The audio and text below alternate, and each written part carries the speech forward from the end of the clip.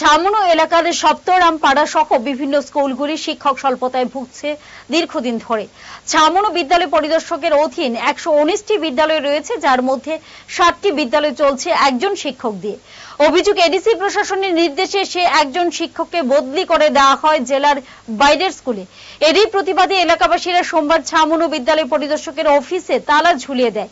বিষয়টি নিয়ে বিদ্যালয় পরিদর্শক মোসেস দেববর্মা জানায়, বদলির বিষয়ে তিনি আদেশ পালন করছেন মাত্র। জানা গেছে মোট 60টি স্কুল রয়েছে, যা একজন শিক্ষক দিয়ে চলছে।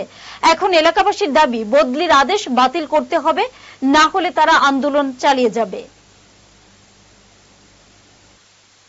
আমরা উপর এলাকা থেকে যে দুর্গ এলাকা থেকে যে শিক্ষক আছে, এসবি আছে, জিবি আছে, এই স্কুল থেকে একজন, অনেক জায়গাতে একজনের বেশিরভাগ, এটা টেস্টপার যদি করিয়া নেওয়া যায় তাহলে এই স্কুলটা কি হবে, ছাত্ররা কি হবে? ওদের তো এখন যেভাবে আমার জানাশোনা আছে, তারা তো খাওয়া দাওয়া পড়াশোনা সবসময় মাস্টাররা রেগুলার যায় এবং খাওয়া দাওয়া সবকিছু ঠিক আছে। এর মধ্যে তাদের ট্রান্সফার নিলে ছাত্ররা কি হবে? আমরা এই কারণে